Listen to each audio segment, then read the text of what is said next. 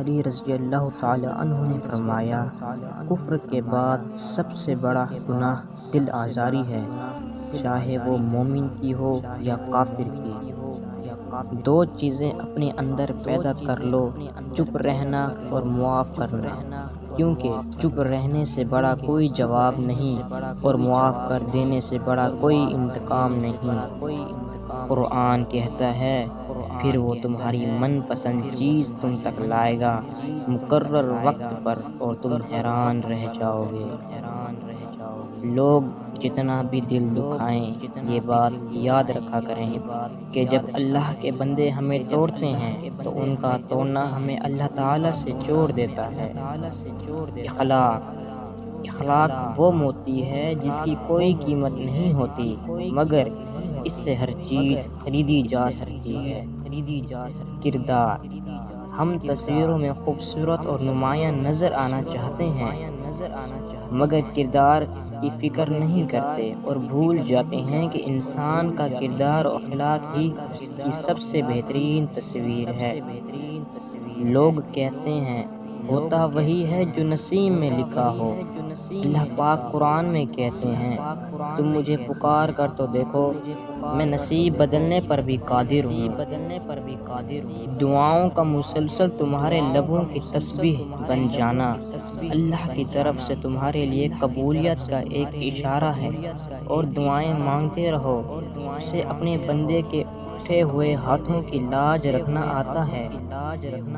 تم تب بھی دعا کرتے رہنا جب تمہارے پاس قبولیت کی کوئی بھی وجہ باقی نہ رہے، کیونکہ بے بس صرف تم ہو، اللہ نہیں۔ وہ تو پل بھر میں نصیبوں کو بدل سکتا ہے۔ میں نکاح سے پہلے ہونے والی محبت کو بھی حرام نہیں مانتا، جانتے ہو کیوں؟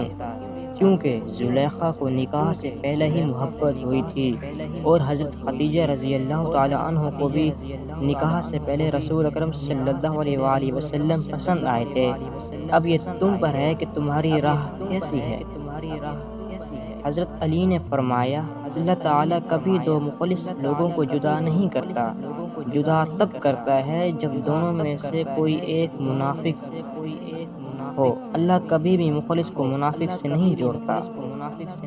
نفسیات کہتی ہے، کون کیا کرتا ہے، کیا کہتا ہے، کیا کھاتا ہے، کیا پیتا ہے، ان سب سے خود کو دور رکھو۔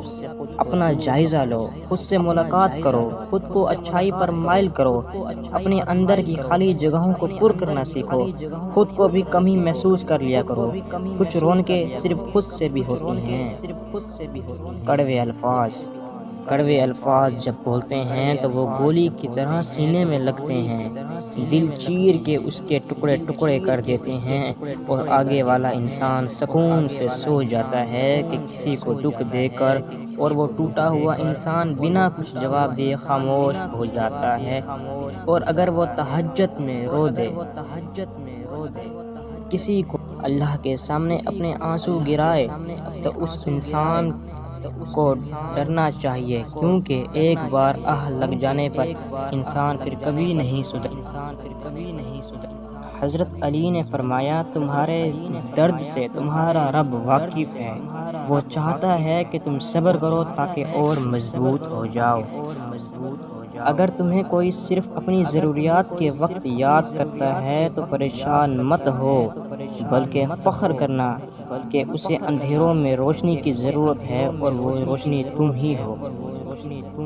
دھوکہ دینے کے ہزار طریقے ہیں، لیکن سب سے گھٹیا طریقہ محبت اور ہمدرد کا دکھاوا کرنا ہے۔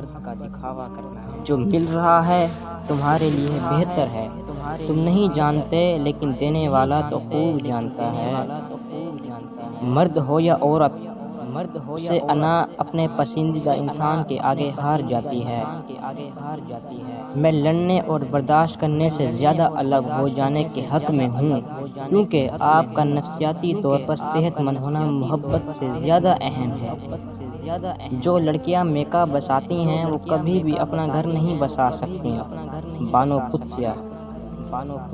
لوگوں کو اللہ کے بعد ایک ہی ذات پر اعتماد کی تلقین کرو، اور ذات حضور اکرم صلی اللہ علیہ وسلم کی ہے۔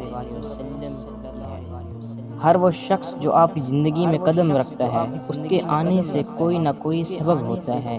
کچھ آپ کو محبت کرنا سکھا دیتے ہیں، کچھ لوگ محبت نبھانا سکھا دیتے ہیں، کچھ صبر کرنا سکھا دیتے ہیں، تو کچھ خواب دکھانا اور کچھ انہیں خواب کو پورا کرنے کا حوصلہ بھی دے جاتے ہیں۔